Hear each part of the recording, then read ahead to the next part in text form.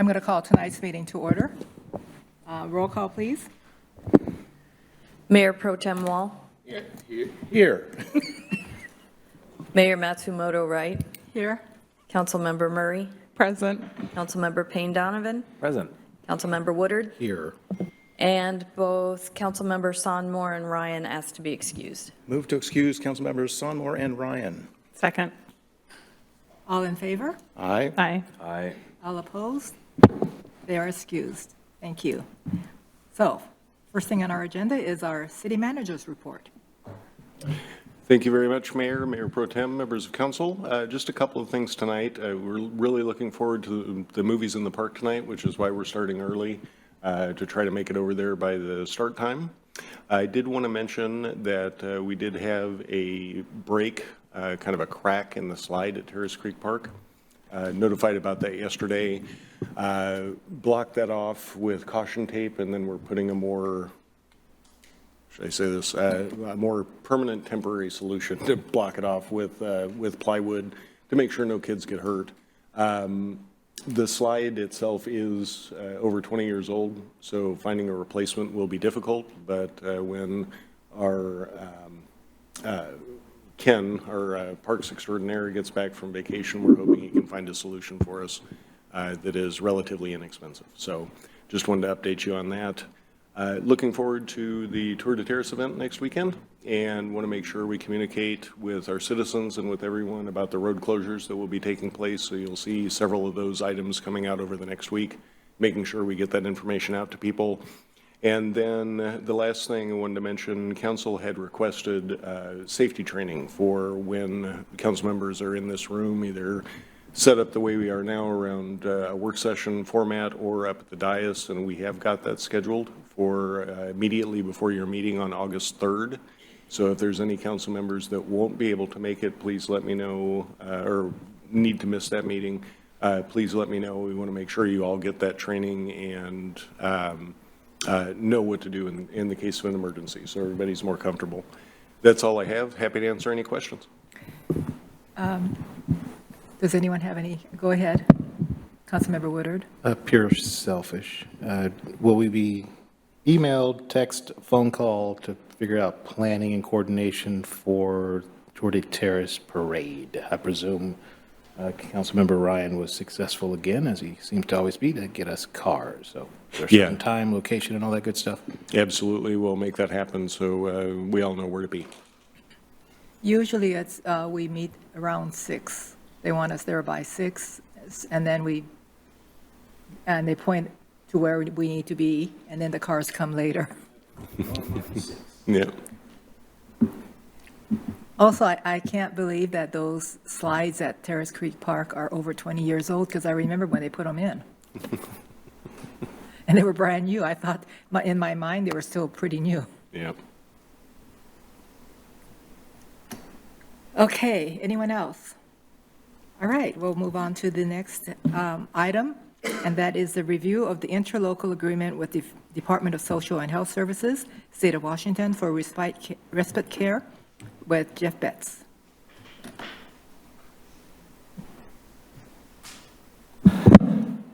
Well, good evening, Mayor Pro Tem and council members. I'm Jeff Betts, Recreation and Parks Director for the city. And as mentioned, the item before you tonight is to review an interlocal agreement with the Department of Social and Health Services of the state of Washington. And this is for community settings and respite care. So the city has contracted with DSHS for a number of years to provide these recreation services, and it's to only qualifying clients. And typically this program is for people with developmental disabilities. So these clients participate in various recreation activities, including summer camps, dance classes, as well as swim activities.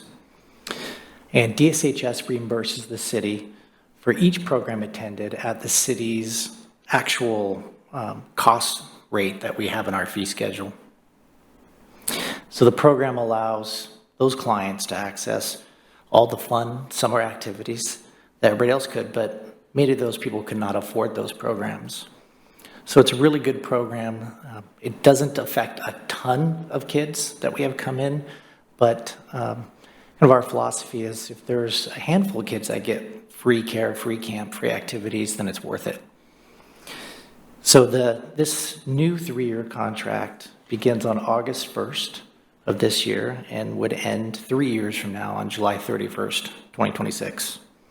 So just as an example of some of the activities that kids are registered for already, we have a child in a Trailblazers camp registered for the summer. We have a dance academy camp for musical theater, and that's at the end of this month, and then a dance academy camp for Irish Step, and towards the end of August. So then after this, on Monday, the next steps for council, if you so choose, would be to authorize the city manager to execute this interlocal agreement with DSHS. And that has, if you choose to be, been placed on the consent calendar as well. Are there any questions of me for this interlocal? Do we have any questions or comments? Councilmember Payne Donovan? Thank you, Mayor. Jeff, terrific to know that we contract with DSHS in this way. Just curious how, or if there are any other arrangements that we have with state agencies that help folks out in this way, because I'm happy to learn about this agreement. Yeah, we have childcare programs at the Recreation Pavilion that there are DSHS subsidies for those kids as well. So depending on their qualifications level, of their income levels that they qualify for, I should say, they can register for those programs, and DSHS will pay us for that program at a reduced rate. So there's also another contract for, it's similar to the community settings and respite care, but the other one is for recreational services, and it's similar, but it services a different group of kids. So we still have an active contract for that one. Those are the 3 main ways that we interact with DSHS currently. Thank you. Anyone else? Okay. So this will be on the consent calendar. Yes. All right, thank you. Thank you. Next is the review of the 2023 Budget Amendment and American Rescue Plan Act with Janella.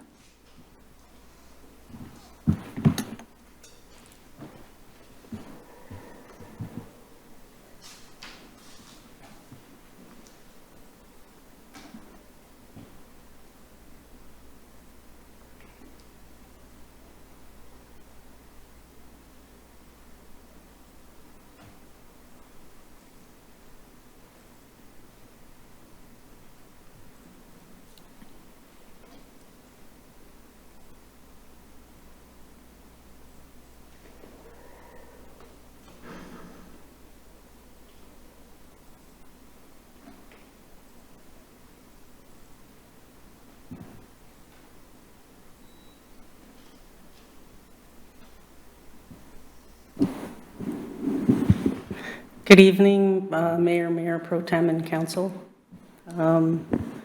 We will be presenting today on the ARPA funds, and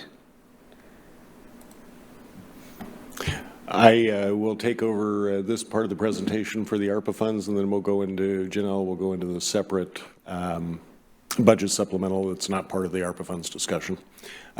So first, just a little bit of background that I'm sure you all know and have heard several times in the past, but we had received a little less than $6 million in ARPA funds and 2 different payments from the federal government over the last several years. And as you know, the ARPA funds are to be committed by the end of 2024 and have to be fully expended by the end of 2026. Over the past 18 months or so, Council has discussed various programs in order to spend those funds, and has made 2 allocations, the most recent one in March of this year, of those funds, and remaining left to be spent at the end of those 2 allocations was slightly over $2 million, $2,032,000. There are a couple of items, or a couple of dollars that are coming back to us that have been unexpended by those programs. The first is from the Volunteers of America program that Council appropriated $500,000 to help people with past due utility bills. We will receive back from the Volunteers of America $382,354. And then another program council authorized was for an asphalt hot patch truck. And council authorized $215,000 for the purchase of that.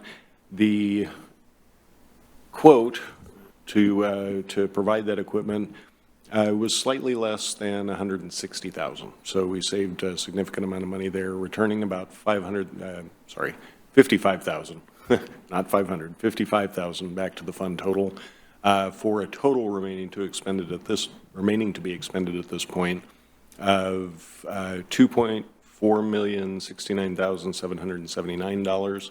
There is another item which some dollars will be coming back. Council authorized $250,000 for the purchase of body cams for the police department.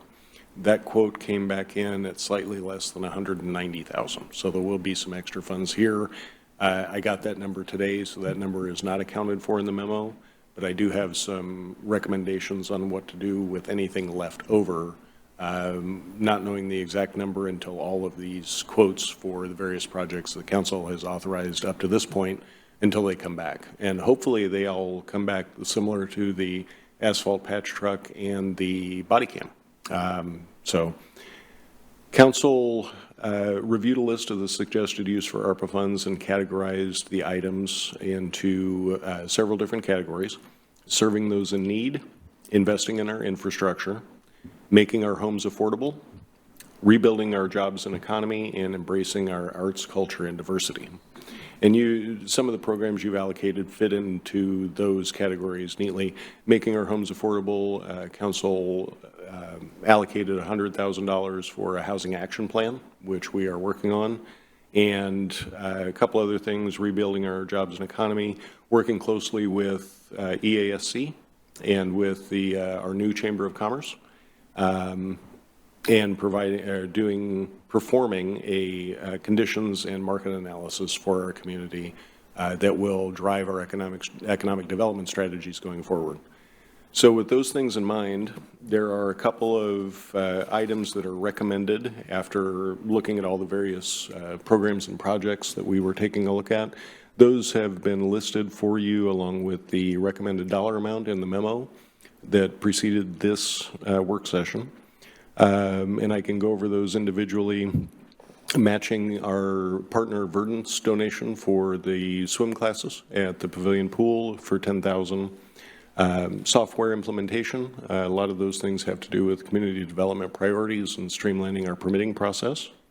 Workforce development, and that is a little bit of a vague term, but the idea behind it I've discussed with some of you is partnering with our local community colleges to provide scholarship assistance for Mountlake Terrace residents. There is additional opportunities with the Edmonds School Board Foundation for helping high school students navigate and transition to the new economy, what we think will be the new economy. Then we have beautifying our community and making sure we're taking care of things, vegetation maintenance in the right-of-way. We want to stay away from things like Roundup. So a lot of the expense for that is a lot of hand pulling. It's a lot of manual labor. So that's where that expense comes from. And two items that directly address safety, particularly for people using our parks and children.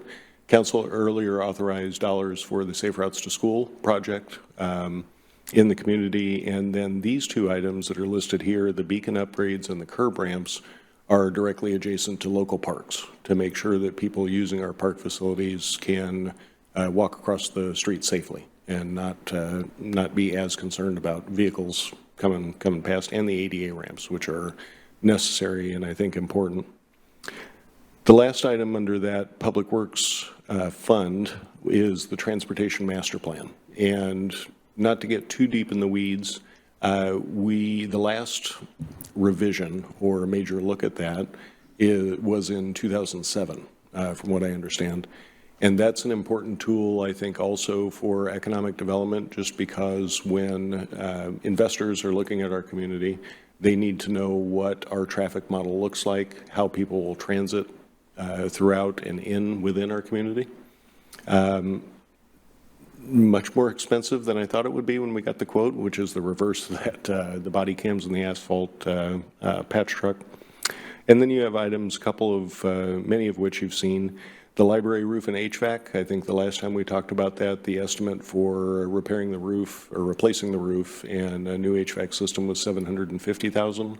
We want to make sure that we get that work done with the money that's been allocated to us. So we had that at $800,000. Veterans Memorial Park Design and Grant Match. In order to receive a grant from, I believe it's RCO, we need a 60% design in order to apply for that grant, and that's what this money is for, located here.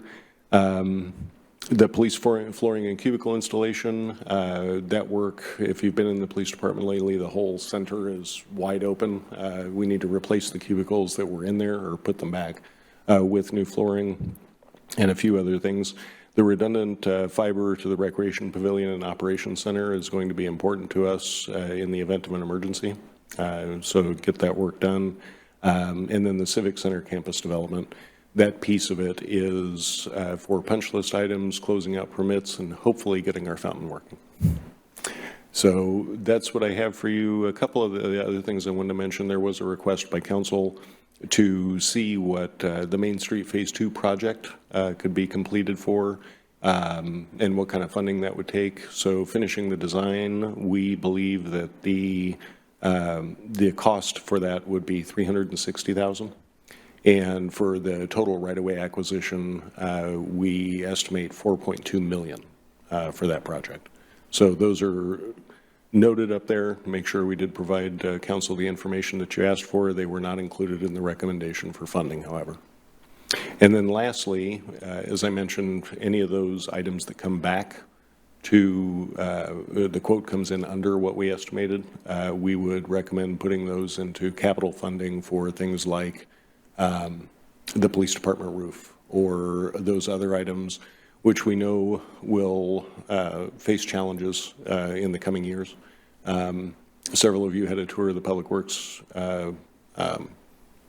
EOC and kind of the ops yard, and you can see some of the challenges we face at those locations. So putting that money into that fund is just with an eye toward taking care of what we have and making sure we maintain it properly. And on that portion, I'm happy to answer any questions before Janelle goes into the standard budget supplemental, something hopefully we don't get a situation where we have ARPA funds again. Do we have any questions? Councilmember Murray? Thank you, Mayor, and thank you, Jeff. Appreciate all of the time that you have put into this. I think all of the conversations that we as a council have had about this and all of the work that city staff has put in again and again to give us thoughts around how we accomplish some of the goals that we've put forward. I did have a couple of, I guess, one, there was two, I think, items on here that we didn't touch on, the Volunteers of America Navigation Center capital contribution and the time and attendance software. Do you want to speak to both of those? And then I had another question. Yeah, the center, the Volunteers of America Center, is seeking capital dollars, as we all know, to finish construction for their facility that will serve both us and its location in Linwood and many communities throughout the area. Several other municipalities have donated to that project, along with state and federal government partners. And the funding level at $250, we think, is appropriate for our contribution to that facility. The time and attendance software is, right now we're doing a lot of things on Excel for vacation requests, regular timesheets. We all go into Excel and then have to go into it. It's much easier and simpler to have software that tracks all that for us, and that way we can produce reports on what our workforce is doing, kind of what the trends are, those types of things. Thank you. I appreciate the extra clarification. I guess my only question is, so I appreciate you coming back as well with the information about Main Street Phase 2. Those are all funds that currently we don't have any budget allocations for and are unfunded.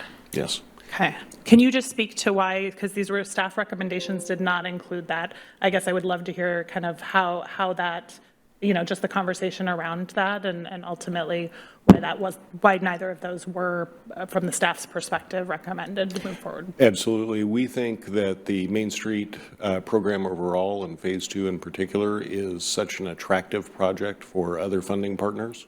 We have heard of support from both the federal and the state level for this project with light rail on its way, and how this will help transform this area and make good use of the investment that's already been made in the light rail project. We think that the funding for these portions and the overall project is it's an easy win. I shouldn't say easy. It's not going to be easy. I'm going to quote you on it. Yeah, but it's an attractive project for our funding partners to take a look at and participate in. Okay, great. And then my only other question was, so the transportation master plan, that includes an active transportation plan? Yes. Great. It will. Okay, awesome. Thank you. Okay, do we have any other questions or comments? Councilmember Woodard? Thank you, Mayor. I cannot be the only one I just need more words around that civic campus development, and do not tell me the fountain. That's all I heard you say, and I just went, that's a lot of money, and it takes a lot of agency out of what we can do here. When I think to myself, I don't see Mercy House on here. I felt like there were some other good ideas that were on the table. I'm trying to stay in my skin right now. So again, let's just start with, walk me through the $500,000 for the civic campus development. Yeah. So some of that has to do with our finishing basically this building, finishing permit items and punch list items for this building, and getting a permanent certificate of occupancy for the structure itself. That's a lot of what that has to do with.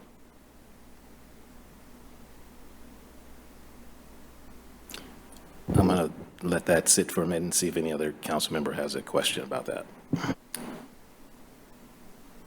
Anyone else?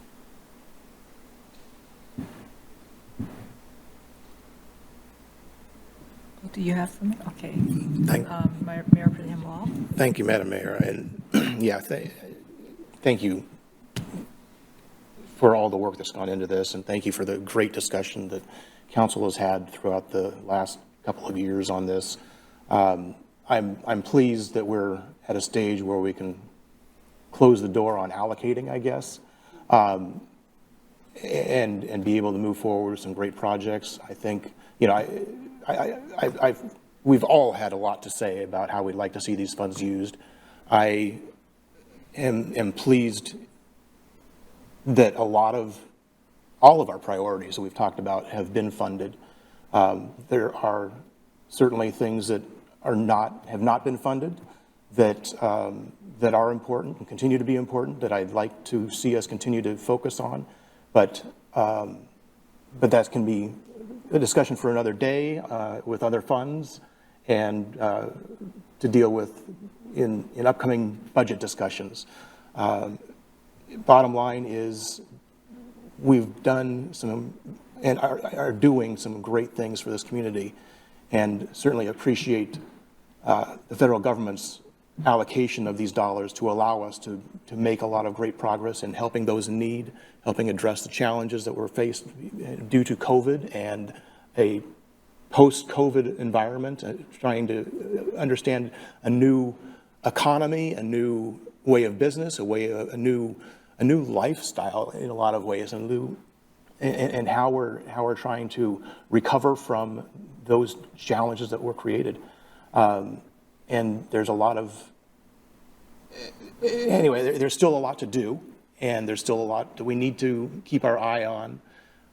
But bottom line is we're making progress, and we're doing some good things, and I appreciate what's before us, and looking forward to getting this done and moving forward with all of our other priorities, next steps. Thank you. Councilmember Woodard?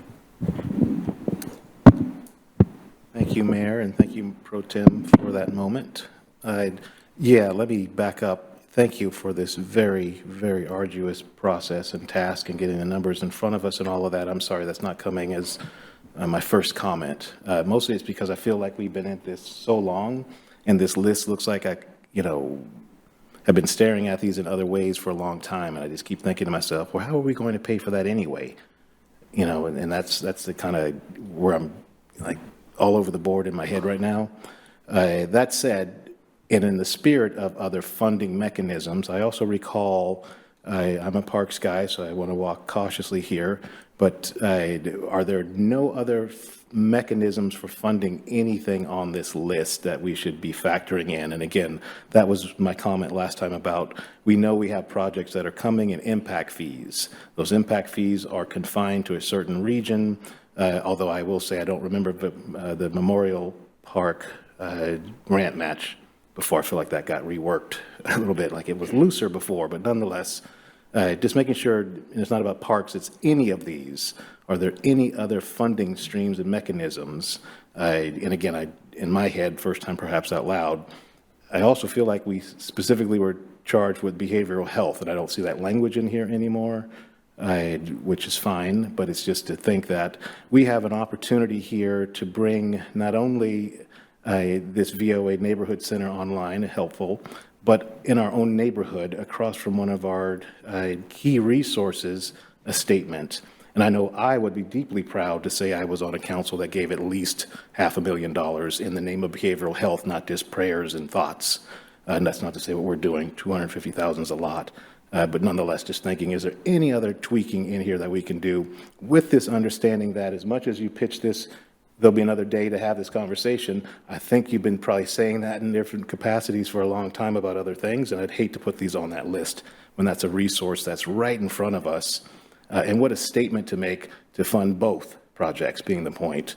And again, it's about funding mechanisms for some of these other options on here, as opposed to just going, well, this matches and it lines up at the end. And all of these are very, very worthy needs and areas to support. So I kind of recognize that as well. So putting it out there, but just trying to pitch one more for behavioral health.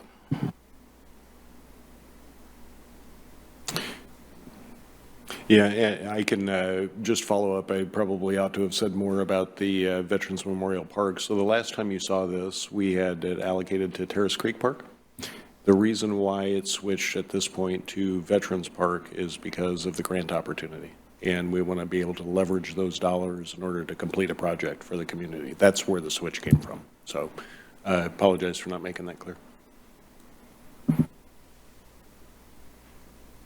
Anyone else?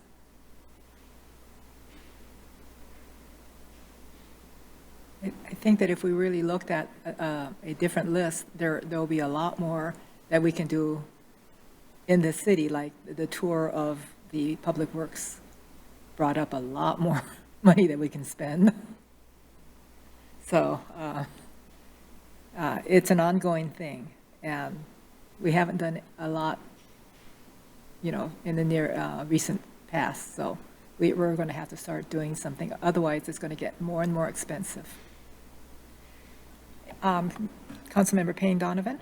Yeah, thank you, Mayor. And this is being the new guy to this conversation, makes me feel a little bit tentative, delving too deeply in here. But I think I really appreciate Jeff and Janella, the approach of sort of seizing on opportunities to leverage these dollars to get more money to find low-hanging fruit, if you will.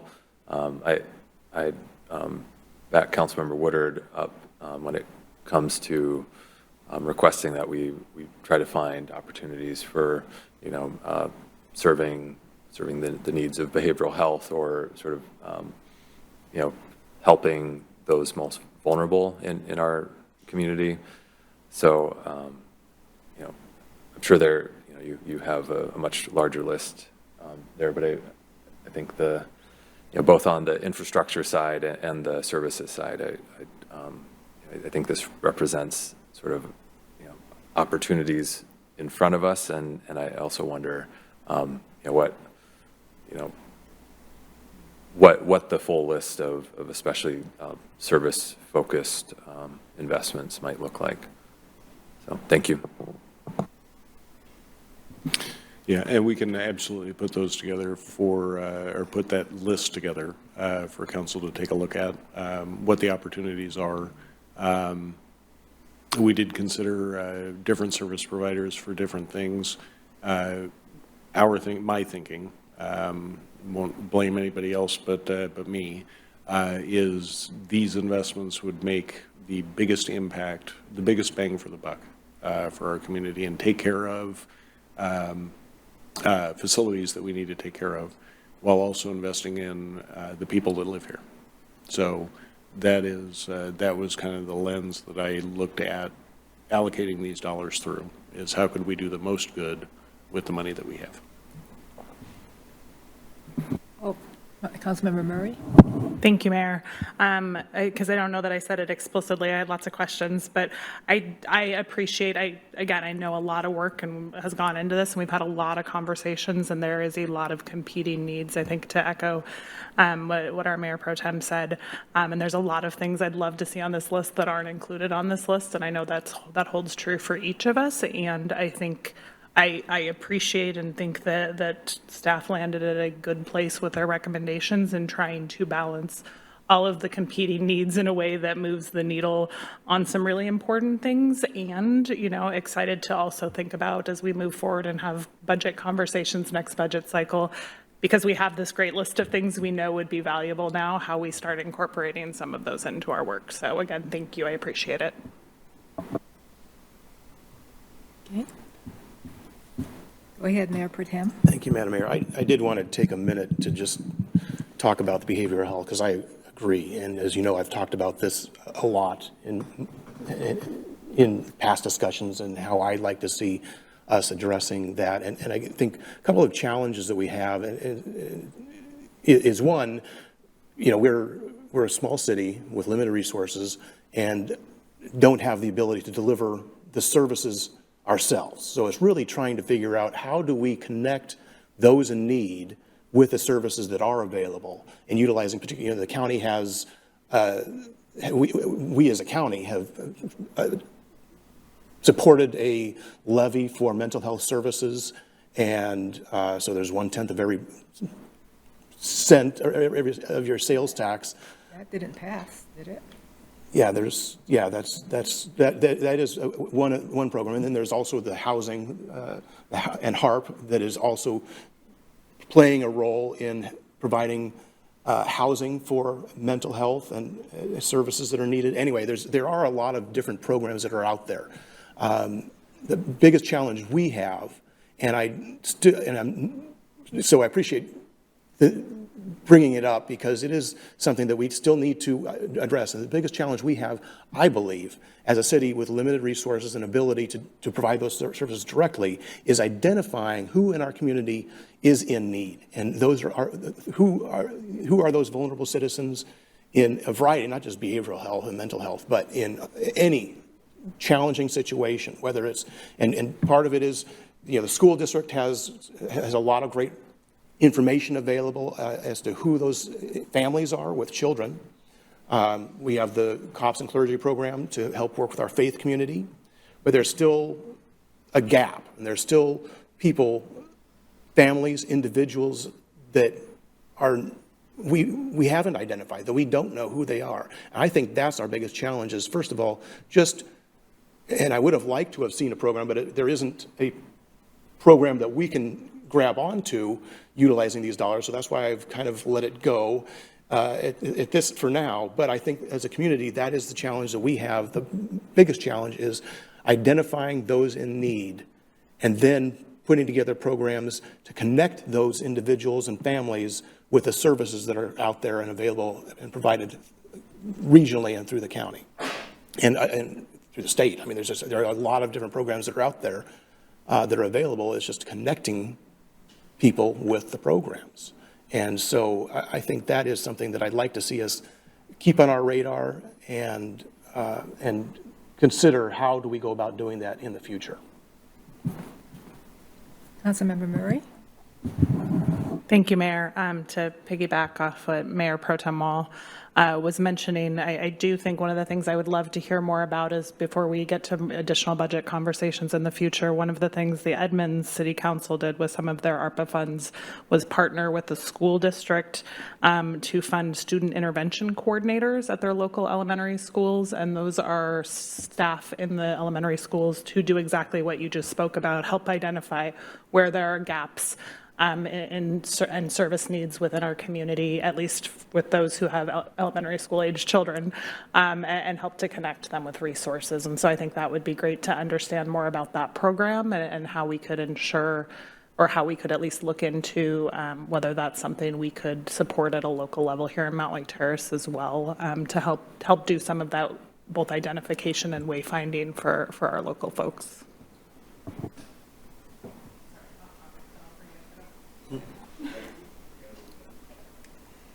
Well, go ahead. Thank you, Mayor. I'm going back to the spreadsheet. I don't think you didn't, I'm just saying I'm going specifically to it. Transportation Master Plan, 325. I suppose at the end of this conversation, I just want to know, how are we funding this if not with ARPA? It's the end of it, but I kind of want to push further back, make sure I understand. The last one we had was 2007, and we're in 2023. I've been on council about 4 years. Now, granted, I think this is the first time I've heard about this, so let's just presume there's some haven't heard about, have heard about, have. What that tells me is there's not any money in the general fund to do a transportation master plan. So that's kind of a, correct me if I'm wrong there, but again, at the end of the day, I just want to know, how are we going to fund this if not through ARPA? Because again, going back to this idea of other mechanisms, I see money sitting there, and as much as I go, I think I heard you say 325 was the bid, without it being an actual bid, but that's the going rate these days. My next question to there is, again, without ARPA, which is only 3 years in the making, all things considered, what was our plan? And can we put that in place in the spirit of future for the next master plan that we need to do? So I'm not the jerk from 2007 going, I guess it's not my problem, I funded it this year, and now it's done, or whoever's fault it is. Maybe 207 was actually the heroes, but nonetheless, somebody's left us in a lurch, and here we find ourselves with no master plan, and I presume we have to update this again at some point. So, yes. So really two tracks. One, how are we paying for it? Because ultimately, I'm still trying to get money on this table, if we haven't figured that out, everybody. But then the bigger picture is also, how do we not set ourselves up for failure again? Another big bill coming out of nowhere that actually can stop us from getting the progress that I keep saying is where the impact fees are going to come from. I get how it's all connected, but I'm still not happy at this moment. So either one of those questions with both answers, I would appreciate. Yep. So if we don't fund this through ARPA, we would have to scrape dollars from other programs in the general fund, because this was not planned for, even though it ought to have been. So generally, when you have a base transportation master plan and it's done correctly, which we feel like the consultant we've selected has, you add it, it's iterative as new developments come in. So you add those new numbers to the model in order to create the new model that you'll use for the next development that comes in. As for why it wasn't done or planned for, unfortunately, I can't answer that. I know that with the people that we have in our Public Works Department now, I don't anticipate that being a problem in the future. And then the budgeting for it in the future, how is that our decision, or how do we do that? Yeah, so this is not, a plan this large is not something we have to do every year. Because it hasn't been updated in so long is why it's basically going back to scratch and starting over. That's why there's the big bill. So you spend the money up front to do it right the first time, and then as you add to the plan, those are less expensive, much less expensive, maybe 10% of this total. In future years, and I say that hoping that the numbers come in like that when they do.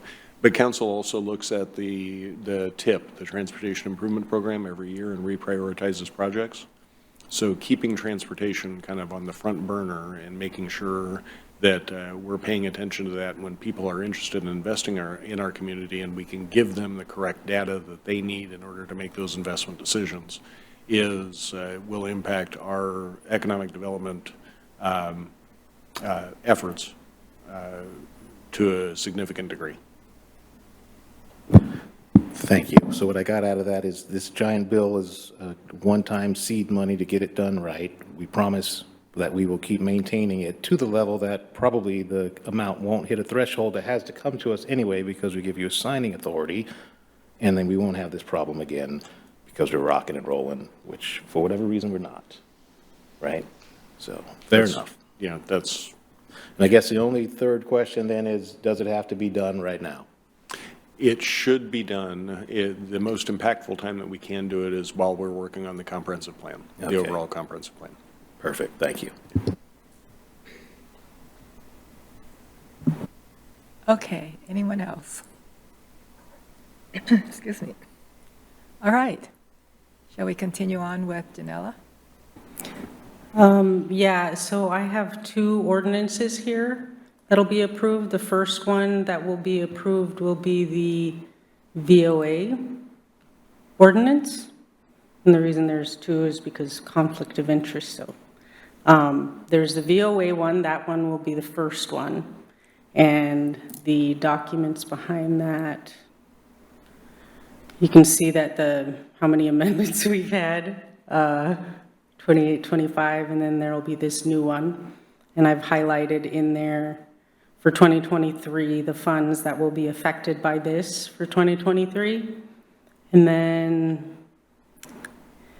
again, I put the ordinances in there that we had adopted before, and then the new one would be the highlighted sections are the funds that would be affected by this.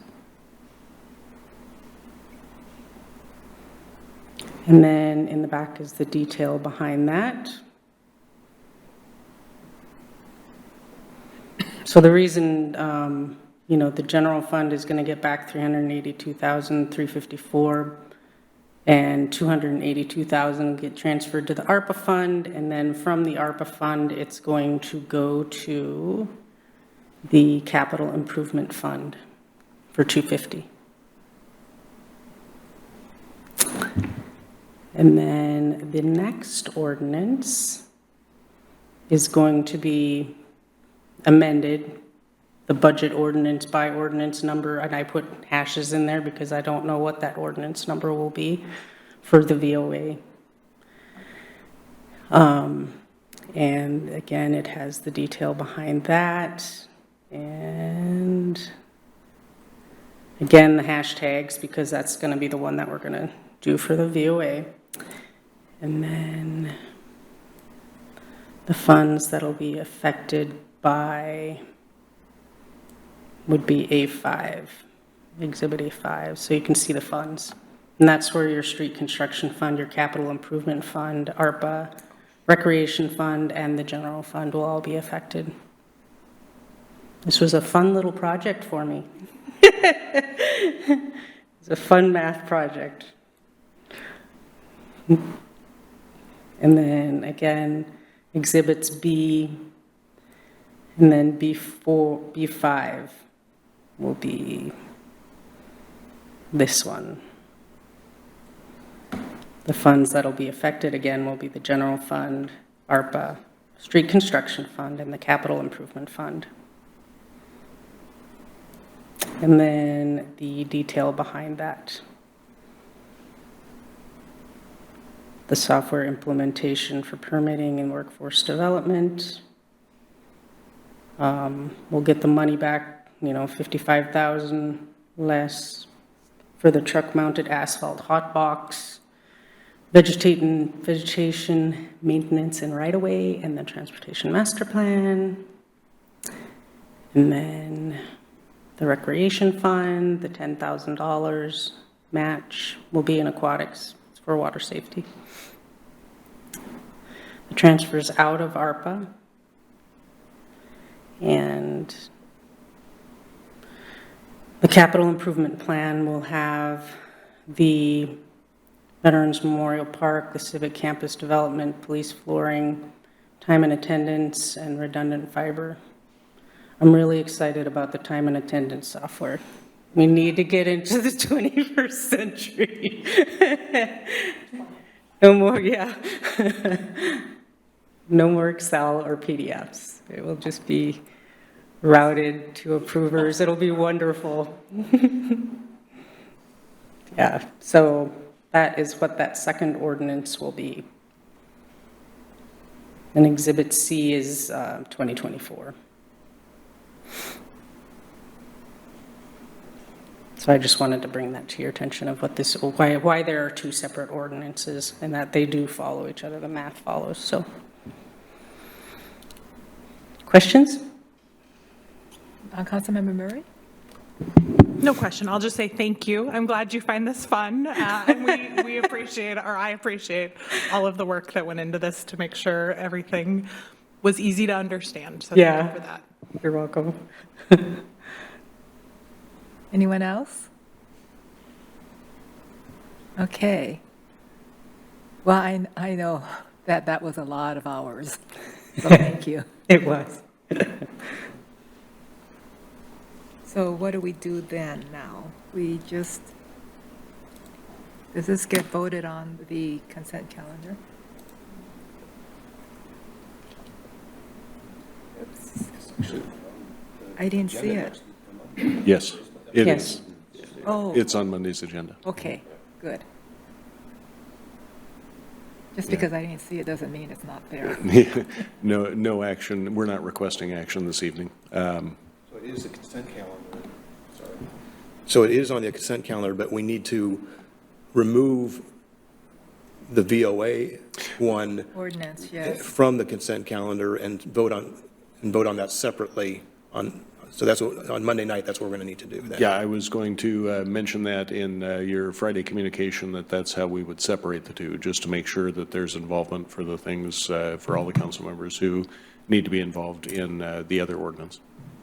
And then when you excuse yourself, we used to just go away from the dais. But Yeah. do you need to remove yourself from the room?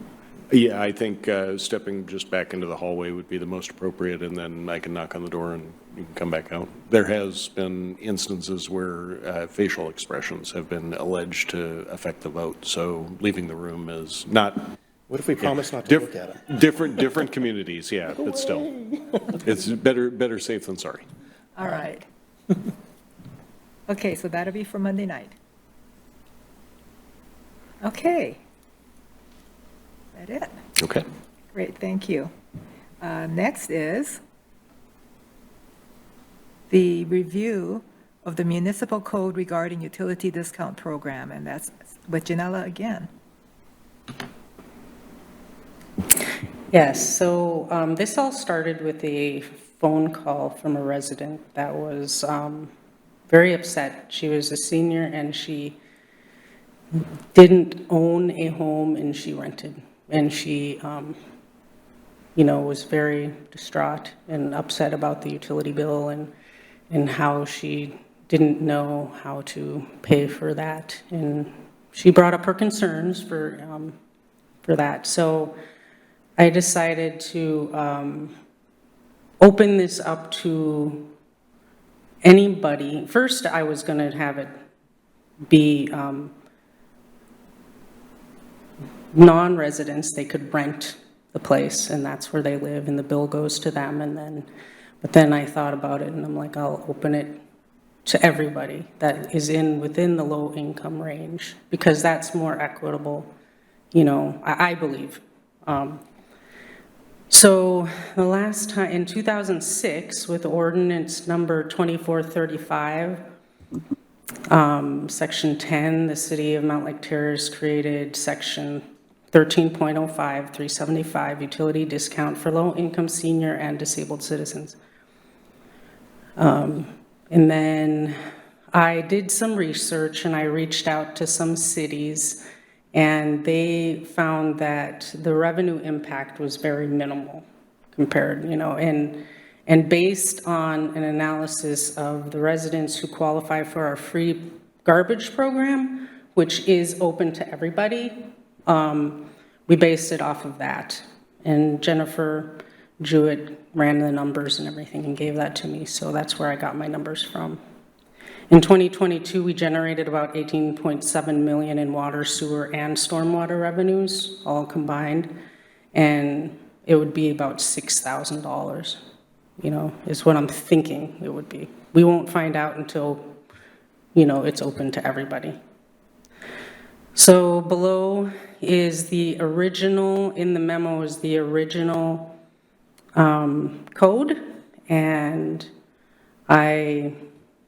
the strike-throughs and the red are what I'm adding. Strike-throughs is what I'm taking away, so it's just for low-income residents and renters, property owners and renters. And it'll be eligible to any household that has a city water meter that's measuring their individual household. And then the income threshold, we're going to base it per RCWs that are on the state website, because those change every year.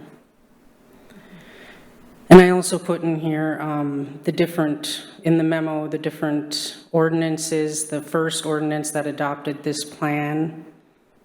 And then I put the next ordinance of how we changed it throughout the years. And I recommend, or the staff recommends, that we change the code to read that all qualifying low-income property owners and renters of the city of Mountlake Terrace receive a 30% discount. And then you have the ordinance and the new amended. It shortens it quite a bit.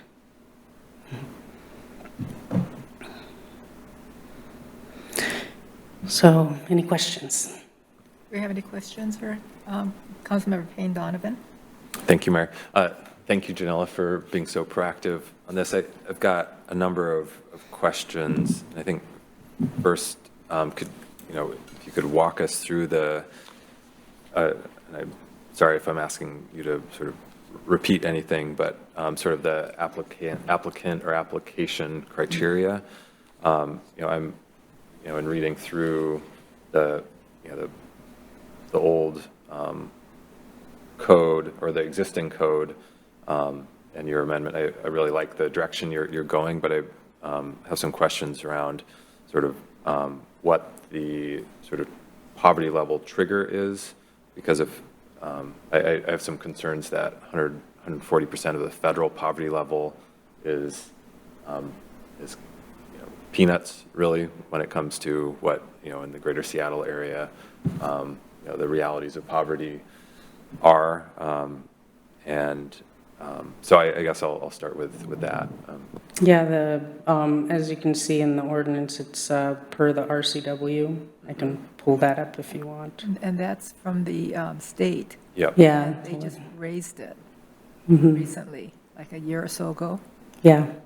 I think they raise it every year, every couple of years. I think that's why it used to be the 140%. Okay. And then they changed it to go in line with what is on the legislative website. Okay. Yeah. I'm relying on a third-party website here because the state website is having some problems today.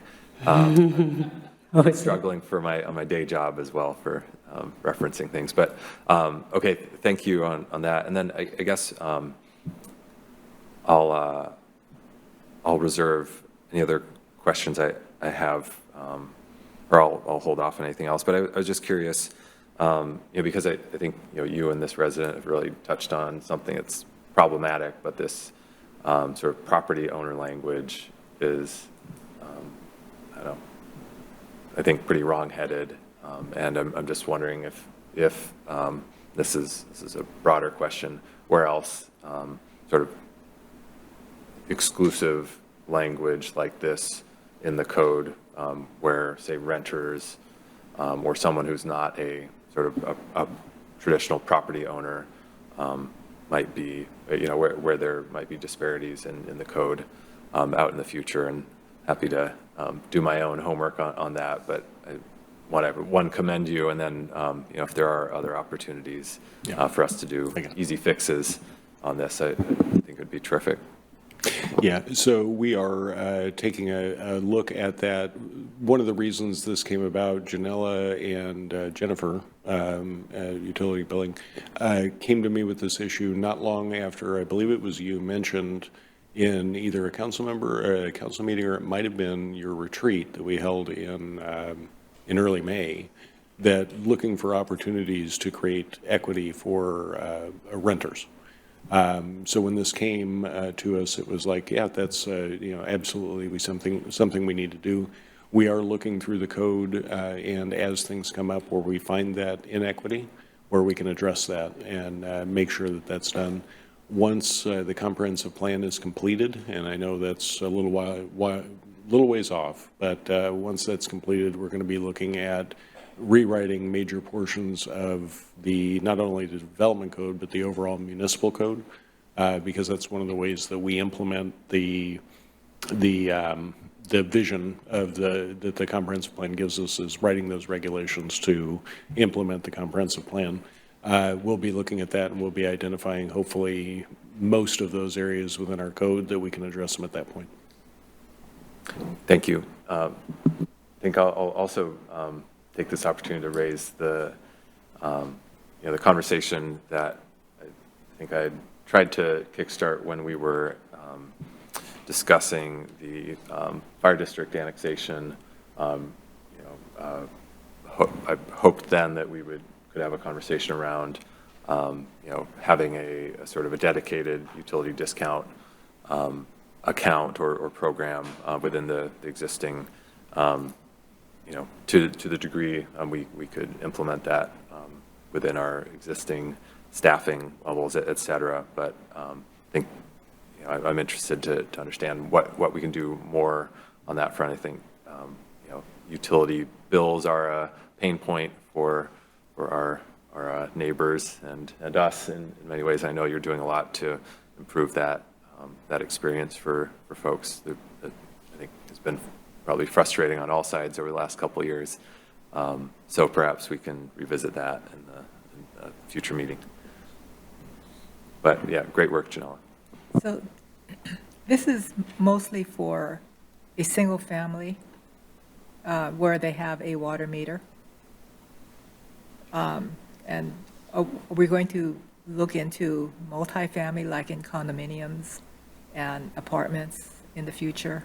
I know that's going to be more work, but the reason why I say this is because Linwood's system covers multifamily. And I had to do all the paperwork for my mom. And, but anyways, it's a beginning. We all have to start someplace, so this is a beginning. And we had for you guys, we had a number that, the low income number, which was so low, and it wasn't even close to what the state was saying.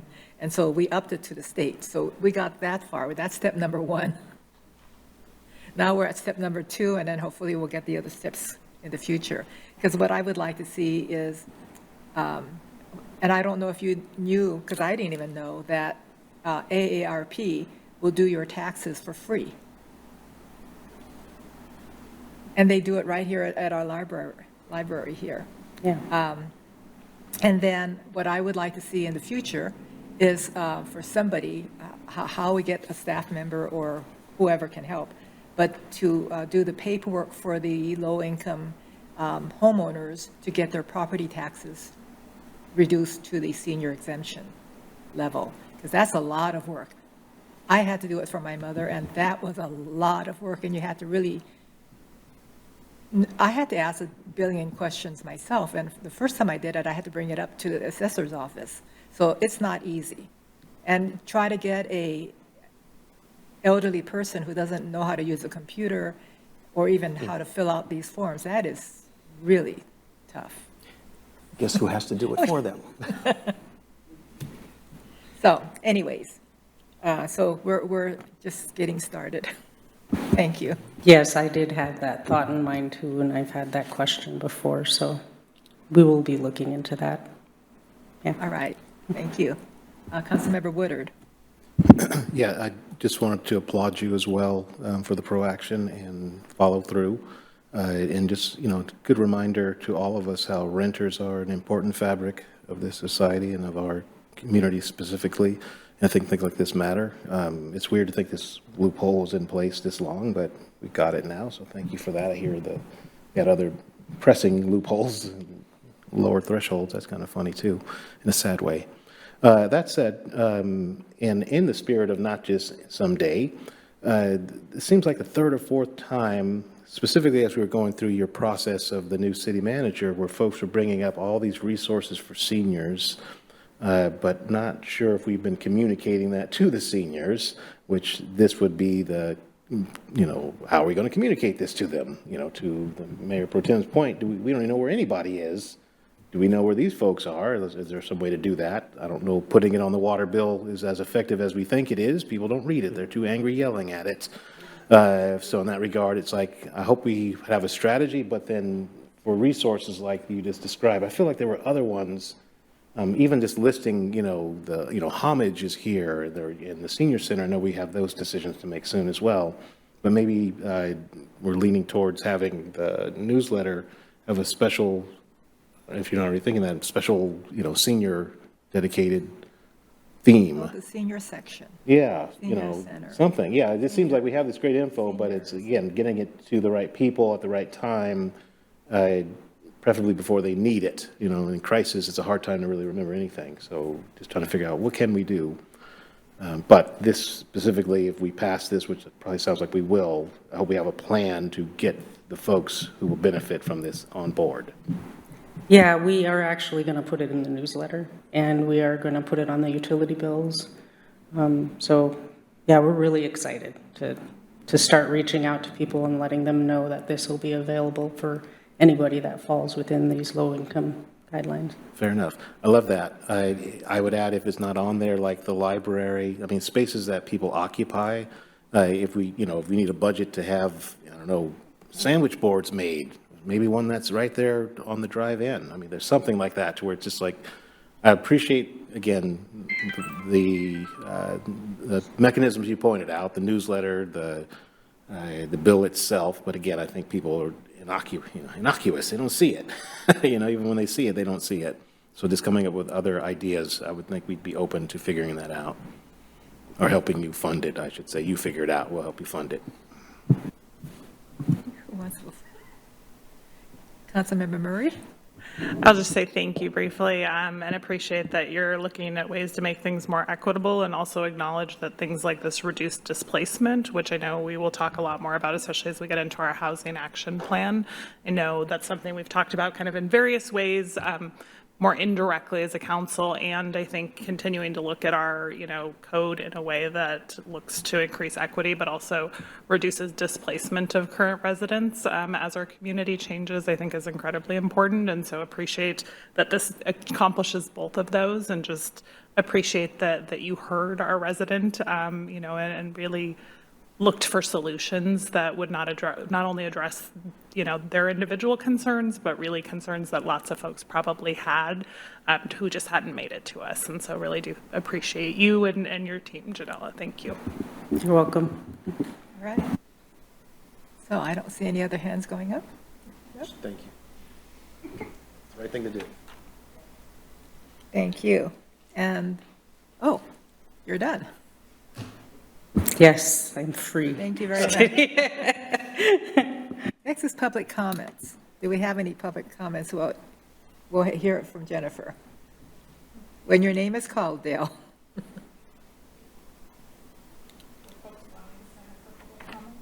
We'll open it up. Here's a sign-up sheet for public comment.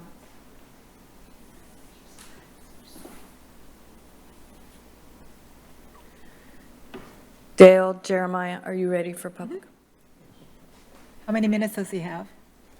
I can't remember. I think it's two for a work session. 2 minutes. And then Dale, you come up over here, and this microphone is live. Oh, you give it to Jennifer. Dale, you give it to Jennifer.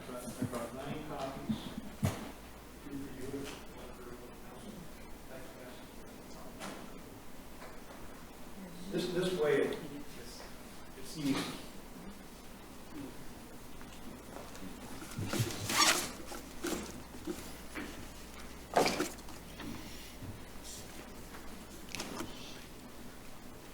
Thank you.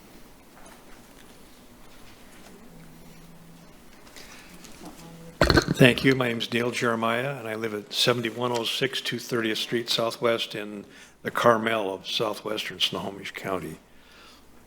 And it's important that, again, that address 7106, so you're surprised the numbers go that high. But this is a suggestion that I've worked on since 2015 when I was a member of the ARPA for a pedestrian bridge at 228th from 50th to 53rd. And I suggest this needs to be in the 2024 comp plan. I'm thinking that the transportation master plan would be in the comp plan. I'm not sure if it is or isn't, but yeah, this maybe should be in the transportation plan. And I've included some emails from the fall of 21, highlighting a few things like this. This is going to be from 53rd, that's at the pavilion, to 50th. And like I said in that email, that the Capilano Suspension Bridge gets 1.2 million visitors a year. So that's just something to consider. And then the letter to the editor that I have on the next page, this is to the city, this is the MLT News that I sent out. And I talked about, why isn't this bridge in the draft of the Open Space Master Plan? Because nobody asked. It's a simple question, like, if this consultants we've hired for the comp plan, if they have a booth at the tour to Terrace next week, ask, would you like a bridge? If you live on the west side, you could walk across the bridge to get a paintbrush or a toothbrush at Cedar Plaza. Also, more details on the next page is this bridge is going to be 800 feet long, and it's going to be 66 feet high over Lion Creek. And keep in mind that the mental health benefits of going to a park. We've all realized that, especially with COVID. You're going to be up in the trees at 66 feet. And you're on your way to the pavilion from the east side. Also, there was RCO funding for the suspension bridge in Spokane when they rebuilt that. And that also included a utility line attached to the bridge. I don't know what kind. And also we had language in the 2015 RPOS for a formal pedestrian and bicycle east-west crossing. The next page there, you're going to come to a Washington State active transportation plan. And I'm glad, Councilor Murray, you mentioned that. So this came out in December of 21. It's 370 pages. Okay. Can I continue for another minute? Well, it's up to the mayor. Can we, We have two other speakers. Yeah. okay. Okay, one more minute. Okay, great. Okay. So anyway, on the next page there's 68 bridges in Washington State that are in town connectors. And also our bridge to the transit center is listed there. And then there's a February or a March 2022 article about $1 billion with a B for active transportation. The next page has to do with a detailed study on bridges by King County. The next page is from the Washington State Manual on bridges, that they have an 8-foot wide for pedestrians and maybe 14 with bicycles. The next page talks about wooden bridges. And the last page is about a bridge that they built in Bothell last year. It's only 140 feet long, but it was funded by Federal Congestion Mitigation and Air Quality Improvement Grant and RCO grant. So, I mean, if the state's got $1 billion for active transportation, we would be doing them a favor to let them fund this bridge. So Please consider this. Thank you. Thank you, Dale. So, who's next? Aya Wolf, are you together? And Lee Gresco? All right, you'll have 2 minutes at the podium.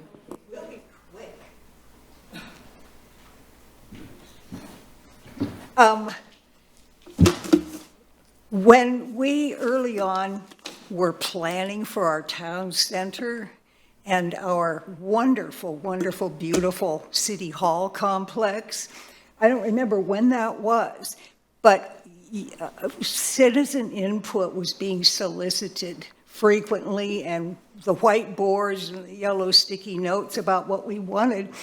The majority wanted a grocery store in town center, and that's what this is all about. And Lee has done a lot of research, and I have too, and if I may, I would just like to make this quick and pass some out to you. I'll pass. Okay, thanks. Give it to our city manager.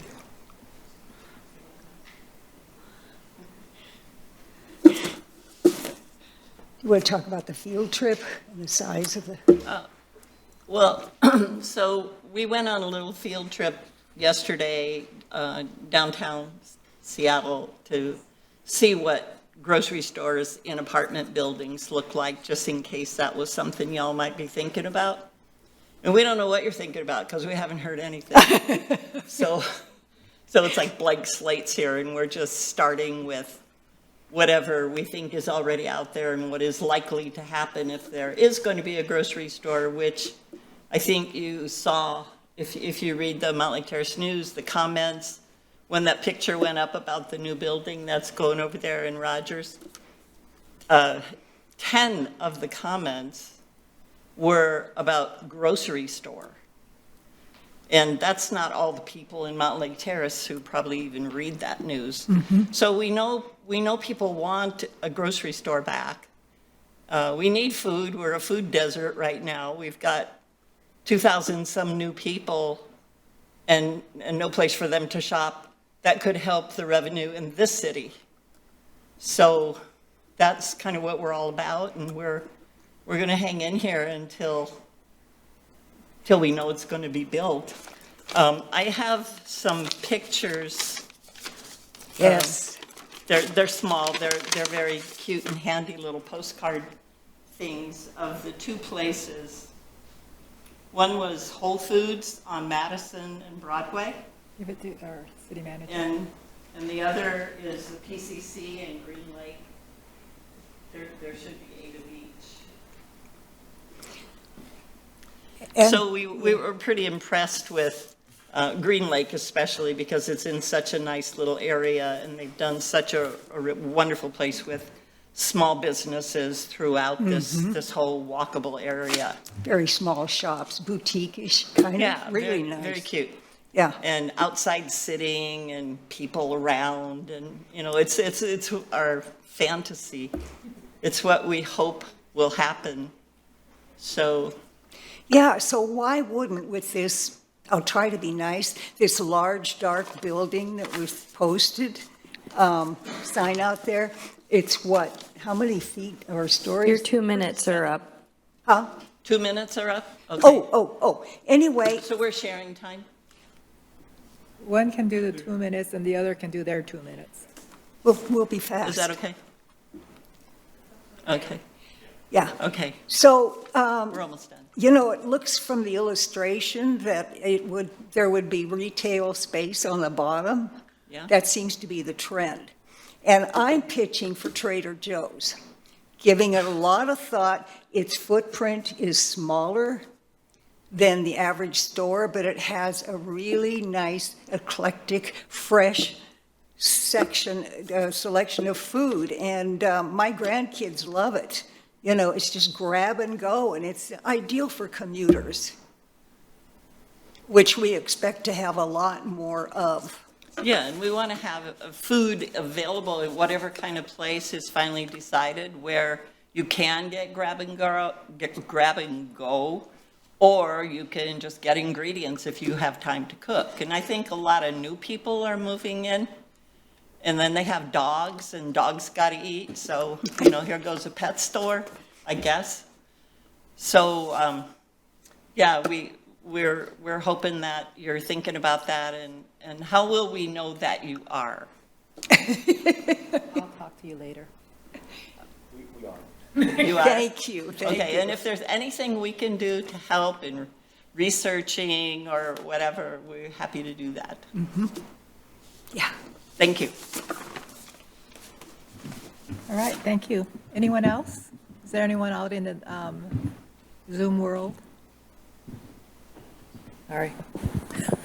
There's no one else in the audience or online, so that concludes public comment. All right, thank you. Oh, my glasses. Okay, has everyone reviewed this July 17th agenda? And so we're okay with that? And then council comments, that's next. Anyone have anything for council comments? Councilmember Payne Donovan?